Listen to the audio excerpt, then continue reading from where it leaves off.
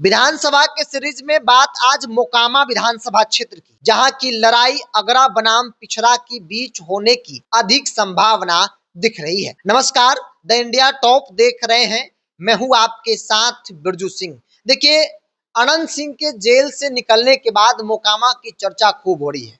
हालांकि हमेशा से मोकामा हॉट सीट के तौर पर जाना जाता रहा है, इस बार भी चर्चा खूब हो रही है। अनंत सिंह का दावा है कि वो खुद जेडीयू के टिकट पर चुनाव लड़ेंगे। भाजपा से ललन सिंह का दावा है कि वो एनडीए के उम्मीदवार होंगे। जेडीयू के अंदर भी इस बात को लेकर खूब चर्चा हो रही है कि जेडीयू इस बार नीरज कुमार को उतार सकती है।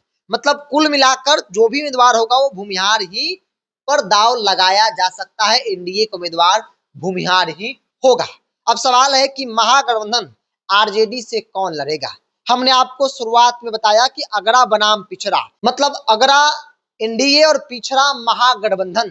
चूंकि आरजेडी की वो सिटिंग सीट कह लीजिए, 2020 में अनंत सिंह लड़े, अनंत सिंह को सजा हो गया। उसके बाद बाई इलेक्शन में अनंत सिंह की पत्नी नीलम देवी को आरजेडी ने मौका दिया, नीलम देवी चुनाव जीत गई। हालांकि वो पाला बदल ली है, लेकिन आरजेडी की ही विधायक आधिकारिक तौर पर आज भी उनको माना जाता है। तो ऐसे में आरजेडी ही उस सीट पर चुनाव लड़ेगी। और आरजेडी से एक नाम जिसकी चर्चा खूब हो रही है, वो नाम अति पिछड़ा समाज से है, धानुक समाज से है, पीयूष प्रियदर्शी का। पीयूष प्रियदर्शी 2024 का लोकसभा चुनाव लड़े। हालांकि बहुत ज्यादा वोट नहीं आया, 30,000 तकरीबन इनको वोट मिले थे, जिसमें बड़ी आबादी 12,000 से अधिक वोट इनको सिर्फ मोकामा के टाल क्षेत्र में मिला।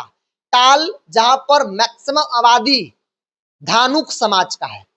क्योंकि वो सीट अगर जातीय समीकरण आप मोकामा का देखेंगे तो वहां पर धानुक की सबसे बड़ी आबादी है, बावजूद भी वहां से लगातार भूमिहार ही चुनाव जीतते आया है। अब जरा जातीय समीकरण देख लीजिए।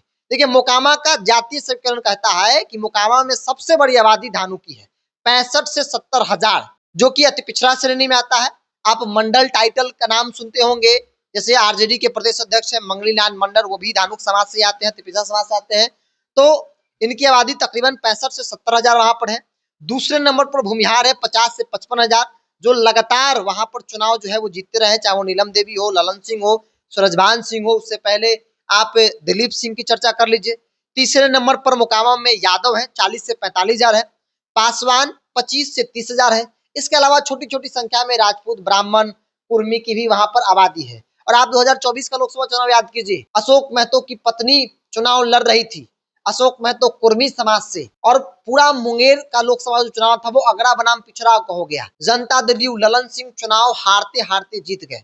यानी कि अगरा बनाम पिछड़ा अगर मोकामा का चुनाव होता है तो फिर एनडीए के लिए सीट निकालना एक बड़ी चुनौती के तौर पर, एक बड़े संकट के तौर पर देखा जा रहा है। पीयूष प्रियदर्शी युवा चेहरे हैं, पढ़े लिखे हैं और क्षेत्र में लगातार सक्रिय है। हर रोज अलग अलग गाँव में जाकर जनसंपर्क कर रहे हैं, मतलब कि पूरी तरीके से एक्टिव मूड में है। युद्ध स्तर पर पीयूष प्रियदर्शी की तैयारी जो है वो मोकामा में चल रही है। पीयूष प्रियदर्शी धानुक समाज से आते हैं और धानुक समाज की यहाँ पर आबादी 65 से 70,000 है।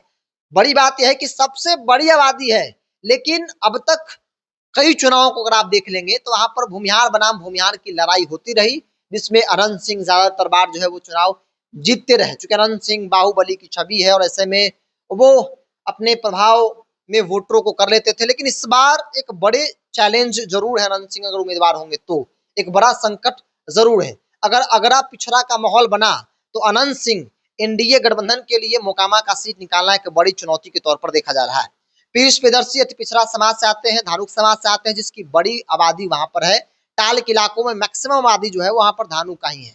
और ऐसे में कहा जा रहा है कि आरजेडी से पीयूष प्रियदर्शी का चुनाव लड़ना तय माना जा रहा है। मंगनी लाल मंडल प्रदेश अध्यक्ष बने, उसके बाद कई बार पीयूष प्रियदर्शी की मुलाकात हुई और जो मेरी जानकारी कहती है कि मंगनी लाल मंडल ने आश्वासन भी दिया है कि हम आपको मोकामा से चुनाव जो है वो लड़वाएंगे। क्योंकि आरजेडी भी मिथ को तोड़ना चाहती है कि सिर्फ भूमिहार ही वहां पर चुनाव जीत सकता है, जबकि वहां पर अति पिछड़ा की बड़ी आबादी है, बावजूद भी भूमिहार वहां से लगातार चुनाव जीतता रहा है। ऐसे में आरजेडी भी वैसी सीटों पर एक जो भ्रम का जाल है वो तोड़ना चाहती है। और इसीलिए कहा जा रहा है कि पीयूष प्रियदर्शी से कोई मजबूत चेहरा मोकामा में फिलहाल नहीं दिख रहा, क्योंकि अशोक महतो ट्रांसफर हो गया उनका, वो वारसलीगंज चले गए हैं, उनकी पत्नी वारसलीगंज से चुनाव लड़ेगी।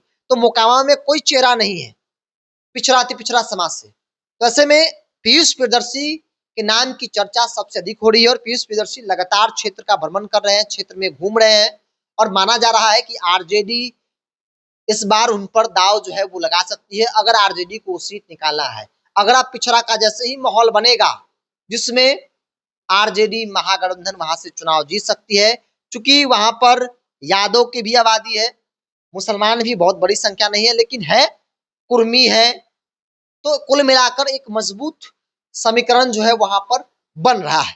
बहरहाल अब देखना होगा कि अनंत सिंह लड़ते हैं या फिर नीरज कुमार को मिलता है, ललन सिंह को मिलता है, उनके सामने आरजेडी पीयूष प्रियदर्शी पर ही दाव लगाती है या फिर कोई दूसरा चेहरा मैदान में दिखता है जो कि अब तक नजर नहीं आ रहा है। बहरहाल आप क्या मानते हैं? आप भी अपनी राय को कमेंट्स बॉक्स में रखिए। इस पूरी रिपोर्ट में इतना ही। बहुत बहुत धन्यवाद।